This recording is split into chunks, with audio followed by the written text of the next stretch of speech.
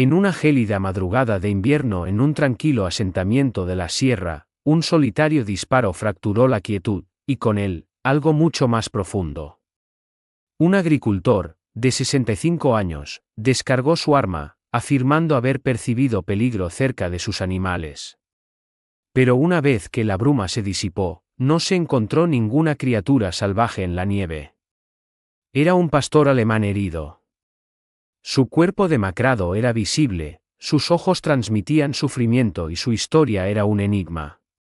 Se desconocían las razones de su presencia y su pertenencia, y por qué, habiendo sido abandonado para morir, reapareció no buscando retribución, sino para proteger a los mismos individuos que lo habían desamparado. Los acontecimientos subsiguientes revelarían verdades ocultas durante mucho tiempo, unirían a personas desconocidas y demostrarían que incluso los espíritus más fracturados pueden sanar a toda una comunidad. Esta narración explora la fidelidad, la expiación y la conexión transformadora que puede existir entre personas y caninos. El día comenzó como cualquier mañana típica en las tranquilas laderas del Valle del Águila, una comunidad muy unida donde la familiaridad era universal y la transformación ocurría más gradualmente que el cambio de estaciones. La luz del día aún no se había extendido por los prados helados cuando el informe de una solitaria arma de fuego atravesó el silencio. No fue ni una descarga de advertencia ni un disparo accidental, sino un apretón deliberado del gatillo por parte de Elías Valcárcel, un agricultor de 65 años, una figura moldeada por la misma tierra agotada que había cultivado toda su existencia, brusco, solitario y cargado de un resentimiento tácito y largamente guardado. Informó haber observado algo cerca de sus animales, un movimiento rápido, y sin dudarlo, apuntó y disparó. La forma que descubrió postrada en la hierba gélida no representaba ningún peligro. No era un coyote, ni un lobo, ni nada que pudiera racionalizar su acción. Era un pastor alemán, demacrado, sangrando, pero aún con vida. El can no llevaba collar ni portaba identificación, solo sus costillas sobresalían a través del pelaje sucio y unos ojos con una cualidad inquietantemente humana que Elías no pudo sostener por mucho tiempo. Sin embargo, en lugar de prestar ayuda, refunfuñó algo inaudiblemente, dio media vuelta y abandonó al perro en un montón cerca de la pared del granero, como si fuera basura. Las noticias se propagan rápidamente en comunidades como el Valle del Águila, más veloces que los vehículos en caminos sin pavimentar. Al mediodía, conversaciones en voz baja impregnaban el pueblo, le había disparado a un can. Ni siquiera había averiguado a quién pertenecía. Lo había abandonado para que muriera. Sin embargo, no se tomó ninguna medida. Ni por parte del alguacil, ni de un veterinario, ni de ningún vecino. El silencio que siguió fue más ensordecedor que el informe del arma de fuego. Y quizás ese fue el aspecto más deplorable, salvo por un individuo. Mía Jiménez había presenciado todo el evento desde el lindero del huerto adyacente a la propiedad. Una joven de 14 años que poseía más compasión que muchos hombres adultos de la comunidad. Permaneció inmovilizada mientras el sonido del disparo resonaba en su interior. Observó cómo el perro se desplomaba y vio a Elías marcharse como si simplemente hubiera aplastado un insecto. Y durante el resto de ese día, Mía no pudo disipar la visión grabada en su memoria, esos ojos silenciosos y suplicantes, sin respuesta alguna. Elías afirmó que creyó que era un animal salvaje. Declaró que estaba protegiendo su propiedad. Sin embargo, esto trascendía las meras preocupaciones por la propiedad, concernía a algo más profundo, una comunidad demasiado temerosa para expresar su disenso, un hombre demasiado dañado para experimentar emociones y un can que no se había rendido, incluso cuando el mundo lo había abandonado inicialmente. Y así es la naturaleza de las pequeñas comunidades, ocasionalmente, las narrativas más significativas comienzan en la quietud. A veces, en el instante en que un proyectil sale de un arma de fuego, todo se altera, no solo para el que es alcanzado, sino para todos los observadores. En esa mañana en particular. Algo se fracturó en el Valle del Águila. No fue simplemente la escarcha en la tierra, fueron las convenciones tácitas a las que los individuos se habían adherido durante años. Y una sola joven estaba dispuesta a desafiarlas a todas. Lo que Mia resolvió hacer a continuación no solo preservaría una vida, sino que también conmovería el núcleo mismo de todo el pueblo. Mia Jiménez se encontró incapaz de comer esa noche, incapaz de hablar e impotente para desechar la imagen del cuerpo del perro, todavía arrugado, casi consumido por la escarcha cerca del granero. El sonido del disparo reverberaba en su mente como una campana persistente y resonante. Sus padres intentaron distraerla. Su hermano menor, Benito, le preguntó si quería jugar a las cartas, pero Mia permaneció sentada a la mesa de la cocina, con la mandíbula apretada y las manos cerradas en puños. Algo dentro de ella había cambiado, y era irreversible. A la mañana siguiente, con el aire tan fresco que se sentía cortante, Mia se puso el abrigo, guardó vendas y una botella de agua en su mochila, y en silencio sacó su bicicleta del porche delantero. Nadie observó su partida, ni siquiera el amanecer había hecho aún su aparición. El sendero del huerto que atravesó era una mezcla de barro helado y raíces traicioneras, pero no le prestó atención. Sus zapatillas perdían agarre, su aliento formaba vapor en el aire. Siguió adelante.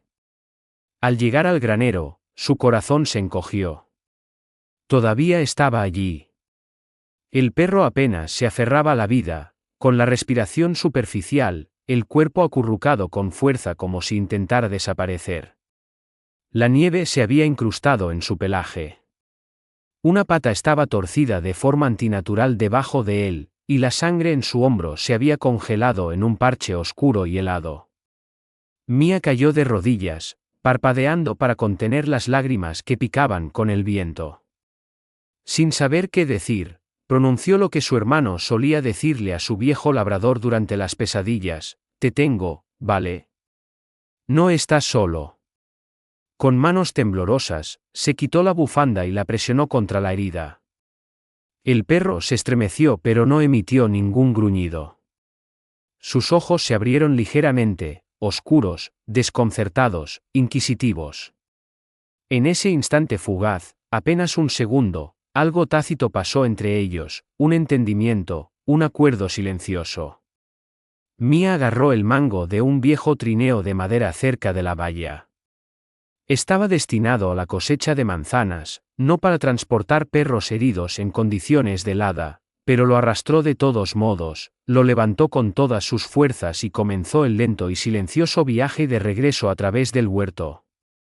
Sus dedos se entumecieron, le dolían las piernas y el trineo chocaba con cada raíz y roca. No se detuvo. Para cuando llegó al cobertizo de herramientas detrás de su casa, sus vaqueros estaban empapados y sentía la garganta irritada. Envolvió al perro en 2 sacos de pienso y una manta de lana, lo escondió detrás de una pila de cajas y le susurró historias en la oscuridad. Le contó sobre Carlos, su hermano mayor, que había fallecido hacía 2 años. Carlos siempre había adorado a los perros y había soñado con abrir un refugio. Mia le informó a Sombra, pues así lo llamó, Sombra, que ahora estaba a salvo, que Carlos nunca lo habría abandonado allí. Pasaron horas antes de que su madre la descubriera. No gritó, ni hizo preguntas. Miró a su hija, luego al perro, luego a la forma en que los brazos de Mia lo rodeaban protectoramente, como si intentara mantener unido algo invisible y delicado. Su madre no dijo nada, simplemente regresó a la casa con lágrimas asomando a sus ojos. Sin embargo, no todos la apoyaron. Su padre se enfureció cuando se enteró de la situación.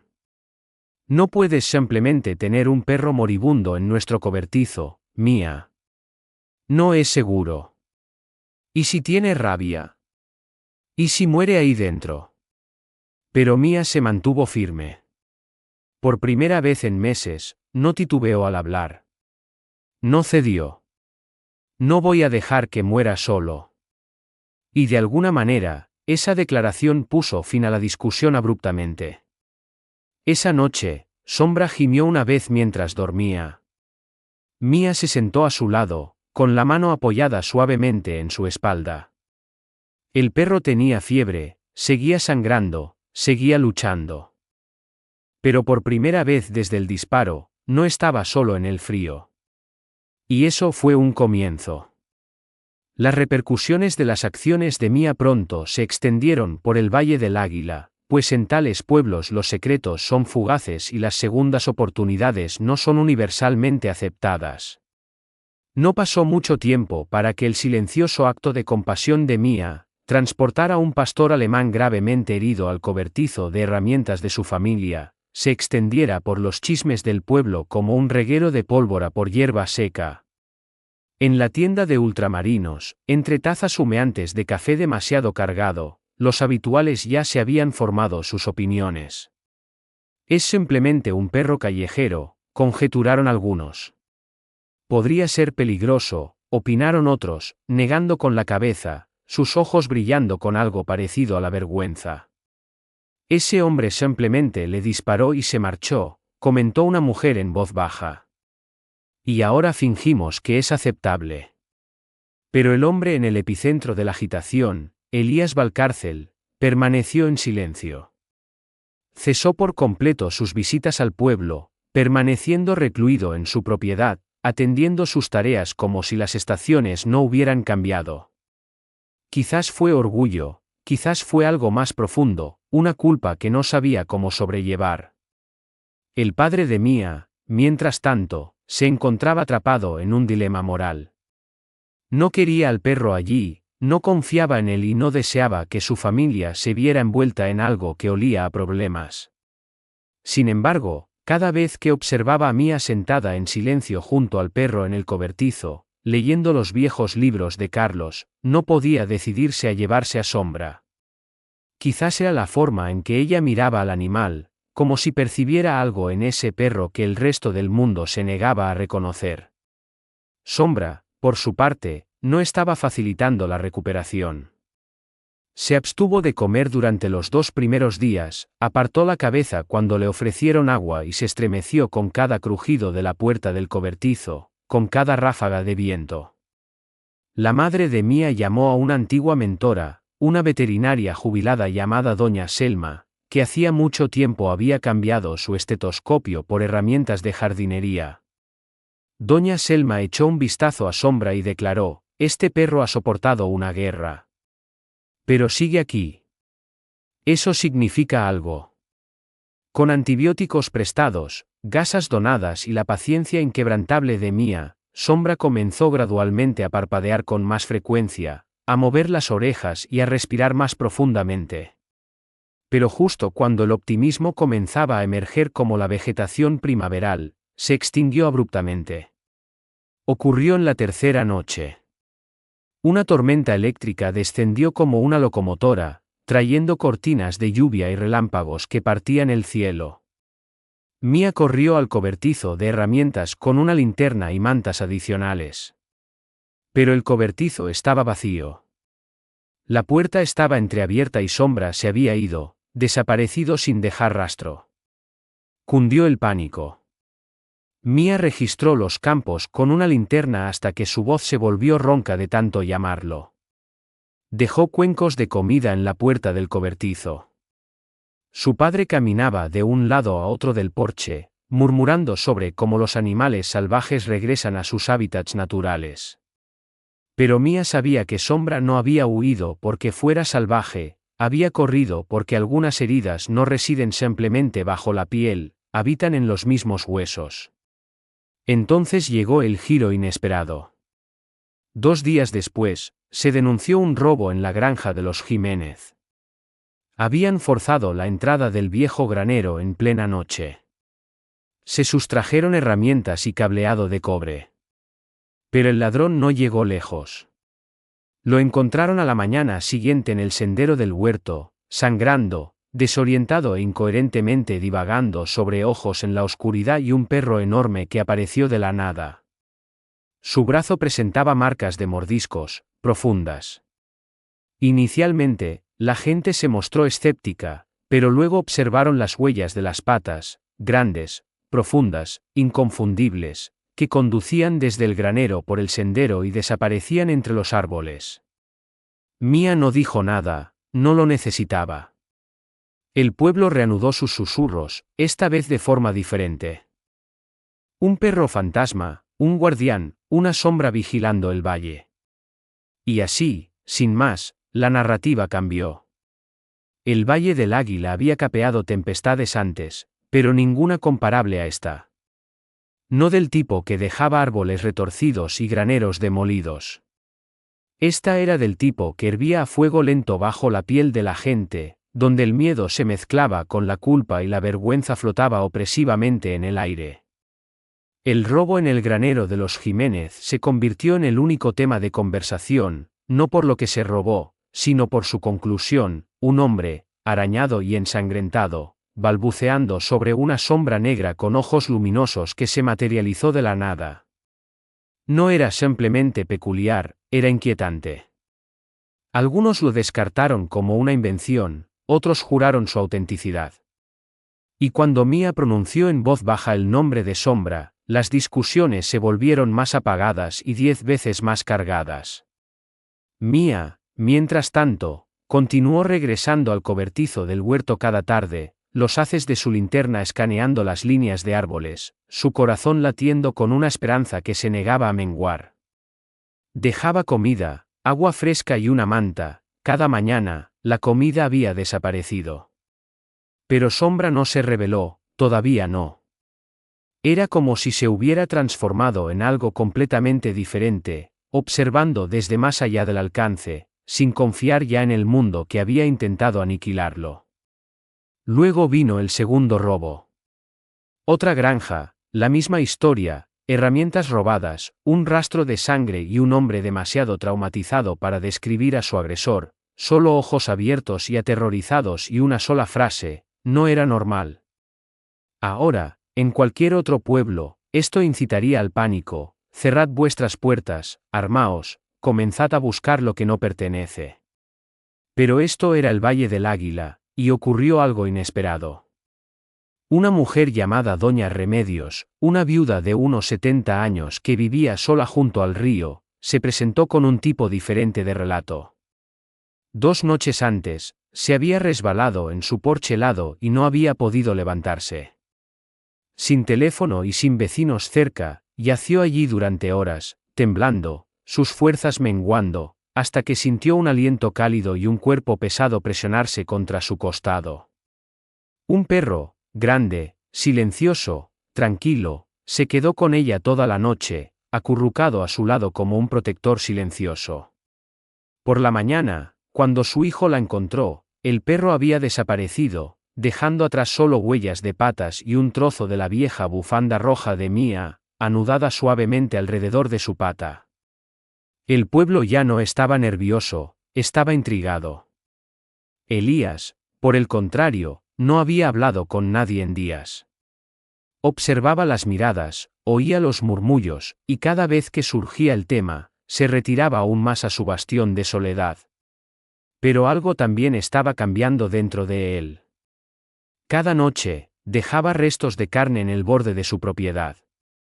Cada mañana, habían desaparecido. No lo articulaba, pero sabía que el perro estaba vivo y, de alguna manera, observándolo.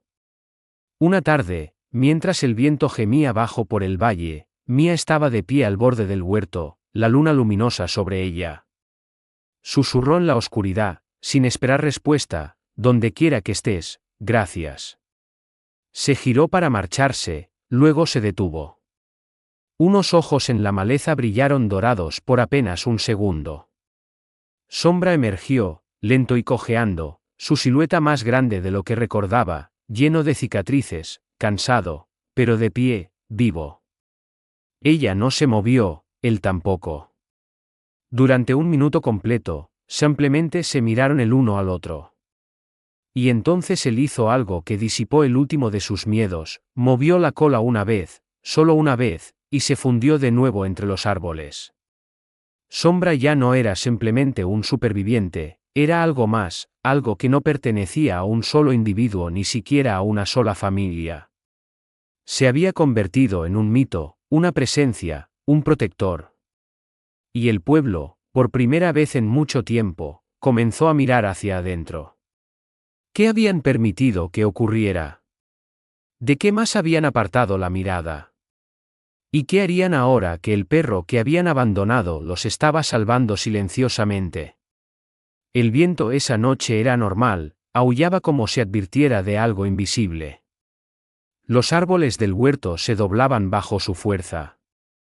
Y las ramas secas crujían como fémures. Mía lo sintió en sus entrañas, un nudo de desasosiego que no podía identificar. Estaba arriba ayudando a Benito con un proyecto escolar sobre constelaciones cuando las luces parpadearon. Luego llegó el olor, humo acre y amargo. Afuera, el cielo palpitaba con un resplandor anaranjado. El fuego se inició en el extremo más alejado del huerto. Nadie supo su origen, algunos lo atribuyeron a un rayo, otros al viejo poste del transformador. Pero en cuestión de minutos, las llamas arrasaron los árboles como si las impulsara una venganza personal. El viento azotaba chispas convirtiéndolas en bolas de fuego, y la madera seca del invierno no ofrecía resistencia. El padre de Mía agarró la manguera, su madre telefoneó a la estación de bomberos, pero nada avanzaba con la suficiente rapidez. Era un pandemonio, cegador, ensordecedor, y entonces, en medio de todo, un grito atravesó todo lo demás. Benito no estaba dentro. Nadie lo había visto marcharse. Pero un vecino relató más tarde haberlo visto correr hacia el granero, persiguiendo el mordedor de su perro que se le había caído ese mismo día. Ese granero, el que estaba en la periferia del huerto, era ahora una silueta resplandeciente detrás de una cortina de llamas. El padre de Mía corrió tras él, pero una sábana de fuego obstruyó el camino. Una viga se derrumbó. Otro crujido resonó a través del humo. Por un segundo, pareció desesperado, ese tipo de momento que uno reproduce sin cesar en su mente, lamentando lo que debería haberse hecho, si tan solo uno se hubiera movido más rápido, gritado más fuerte, rezado con más fervor. Y entonces, algo se agitó en el fuego. No una persona, no un bombero, un perro. Sombra se materializó entre el humo como algo conjurado por el propio dolor. Cojeando, quemado, pero concentrado, su cuerpo pegado al suelo, los músculos tensos por el dolor, los ojos fijos en el granero. La madre de Mía ahogó un grito, su padre permaneció inmovilizado. Y sin dudarlo, Sombra desapareció en el infierno. Los segundos se alargaron. Las llamas chasquearon. Cada segundo era un grito silencioso en el pecho de Mía. Luego, movimiento de nuevo. Sombra reapareció, arrastrando algo. Benito.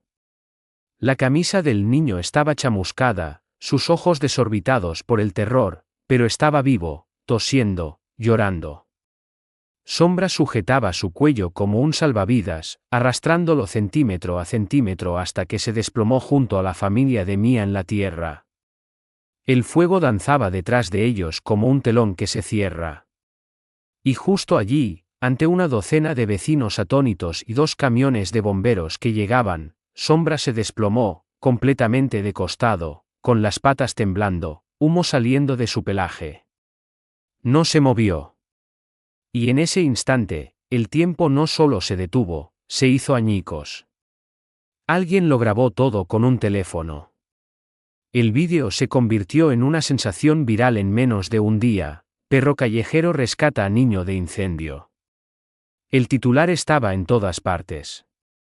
Y sin embargo, lo que el clip no mostró fue lo que ocurrió después: Mía acurrucada alrededor de Sombra como si fuera lo más preciado del mundo, su padre sollozando mientras sostenía a Benito en brazos, y la expresión en el rostro de Elías Valcárcel mientras estaba de pie al borde del camino, presenciando cómo se desarrollaba todo. No habló, no se movió. Pero algo dentro de él se rompió, no una grieta, una fractura, y la culpa que había estado enconándose en su pecho durante años finalmente brotó de sus ojos. Esa noche no fue simplemente la culminación de una tormenta, fue el momento en que un pueblo agotó sus excusas. Fue el momento en que todos tuvieron que preguntarse, ¿qué les debemos a aquellos a quienes fallamos? ¿Y son genuinas las segundas oportunidades si tardamos demasiado en ofrecerlas? El incendio había dejado algo más que humo flotando en el aire, dejó algo tácito, algo pesado. Y mientras el pueblo bullía con elogios hacia el enigmático perro fantasma que salvó a Benito Jiménez, un hombre permanecía en silencio. Elías Valcárcel no se había aventurado a salir de su porche en días, no desde el incendio, no desde que estuvo al borde del camino del huerto y observó a aquel perro, el perro, arrastrar a un niño pequeño del borde de la muerte. Sus vecinos seguían juzgando en voz baja, algunos lo tildaban de cruel, otros lo compadecían, pero ninguno comprendía lo que realmente pesaba sobre su pecho como una piedra demasiado pesada para desplazar, hasta el día en que entró en la oficina del alguacil. No llamó, no esperó, simplemente abrió la puerta, miró fijamente al ayudante, que casi derrama su café, y pronunció las palabras como si las obligara a pasar a través de una vida de corrosión: necesito hablar sobre el perro. El alguacil Carrasco, un hombre que conocía a Elías desde que era un joven con más fuerza que modales, no dijo nada, simplemente le hizo un gesto para que se sentara. Elías no lo hizo. Yo no le disparé a ese perro, comenzó, luego se corrigió. No, sí lo hice. Pero no lo vi a él. Vi otra cosa. La habitación estaba en completo silencio, salvo por el tic-tac del reloj de pared que cortaba años de angustia. Mi hijo, dijo Elías. ¿Recuerda a Jacobo? Cuando ocurrió el accidente, cuando lo atropellaron, dijeron que fue rápido. Dijeron que no sintió nada. Pero no hablaron de lo que había en el asiento trasero. El alguacil Carrasco se inclinó lentamente hacia adelante. Había un perro, continuó Elías, un pastor alemán, de Jacobo. Sobrevivió al choque. Dijeron que se escapó cuando llegaron los sanitarios. Su voz se quebró ahora. Busqué a ese perro durante meses, empapelé el valle con octavillas, llamé a refugios. Necesitaba algo de mi hijo a lo que aferrarme. Pero nunca apareció. Ni una sola vez. Tragó con dificultad, sus ojos humedeciéndose. Así que esa mañana, cuando lo vi junto a la valla, delgado, sucio, cojeando, no vi a un perro callejero. Vi lo que perdí. Y mi mente lo tergiversó, lo hizo erróneo. Pensé, no sé qué pensé. Quizás fue rencor. Quizás fue castigo. Vi culpa en la cara de ese perro. Y apreté el gatillo como si estuviera borrando el dolor. Por un momento, no pudo hablar, solo apretó los puños y miró fijamente la pared. No le disparé a un perro, dijo, con la voz ronca. Ahora le disparé a mi dolor. Y no murió. Mía lo oyó todo. Había ido a la oficina ese día para devolver la mochila perdida de Benito. No había previsto la presencia de Elías, no había tenido la intención de escuchar a escondidas. Pero cuando el alguacil la vio cerca de la puerta y Elías se giró para verla allí de pie, con la mochila en la mano y los ojos muy abiertos con una emoción a medio camino entre la furia y el perdón, nadie pronunció palabra. Mía avanzó, lenta, cautelosamente, y colocó algo sobre el escritorio entre ellos. Era una fotografía, una impresión del vídeo viral aún, sombra yaciendo en la tierra, su pecho subiendo débilmente, Benito acurrucado a su lado, con los brazos alrededor del cuello del perro como si fuera el refugio más seguro del mundo. Elías miró fijamente la imagen, larga y silenciosamente, y entonces, por primera vez en años, el hombre que no había llorado en el funeral de su propio hijo finalmente permitió que las lágrimas fluyeran. Dígame qué necesita, susurró Elías. Se lo daré. Todo. A veces la expiación no llega con aplausos, a veces comienza con un hombre enfrentándose a un dolor que enterró demasiado profundamente, y una niña lo suficientemente valiente como para concederle el espacio para experimentarlo. La convalecencia de Sombra nunca estuvo destinada a ser sencilla. Las quemaduras a lo largo de sus costillas eran graves, el músculo de su pata trasera se había atrofiado tanto por la herida como por la desnutrición. Y sin embargo, perseveró, luchando, respirando, negándose a capitular. El pueblo había alterado su percepción de él, pero a Sombra no le preocupaba la gloria, simplemente deseaba paz. Y por primera vez en lo que parecían eones, la paz no se sentía inalcanzable. Pasó las primeras noches en la clínica de doña Selma, acurrucado en un suave lecho de mantas viejas junto a un calefactor que zumbaba como un dragón adormecido. Mía lo visitaba a diario. Le llevaba libros. Su hermano Benito le llevaba dibujos, bocetos a lápiz de cera de él y Sombra, uno al lado del otro, sonriendo como compañeros de toda la vida que siempre se habían conocido. Los dejaban pegados a las paredes de la habitación. Pero el momento que lo cambió todo llegó sin alardes. Fue Elías. No vino con disculpas vociferantes, sino con algo superior, acción. Trajo cortes frescos de carne, donó un nuevo conjunto de vallas para el granero dañado de los Jiménez. Pero lo más importante, vino y simplemente se sentó. No intentó acariciar a Sombra, ni siquiera habló al principio. Traía una silla, se sentaba en un rincón de la habitación y escuchaba a Mía leer. Las primeras veces, Sombra ni siquiera abrió los ojos. Pero entonces, una tarde, ocurrió algo. Mía le había traído a Sombra un collar nuevo, hecho a mano con un cinturón viejo y cosido con la palabra guardián. Lo colocó suavemente a su lado. Pero antes de que pudiera levantarse, Sombra extendió la pata y golpeó el collar una vez. Fue un gesto pequeño, fácilmente pasado por alto, pero Elías lo vio, y Elías se derrumbó. Se arrodilló, con el cuerpo temblando, y susurró: «Nunca supe cómo pedir perdón. Todavía no lo sé. Pero si necesitas un lugar, si me aceptas, es tuyo». Sombra abrió los ojos lentamente, luego presionó su cabeza suavemente, con cautela, contra la mano temblorosa de Elías. El perdón no llega como un trueno, se materializa en momentos tranquilos, como la luz del sol a través de cristales polvorientos. El pueblo, una vez dividido, también comenzó a sanar.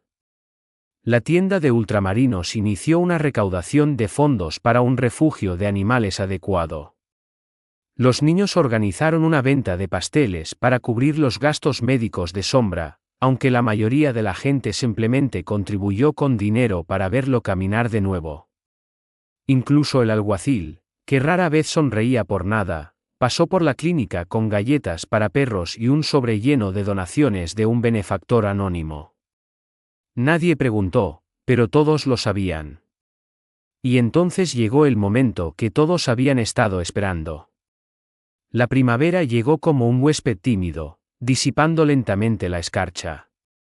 El primer sábado cálido, el pueblo se congregó en la propiedad de los Jiménez.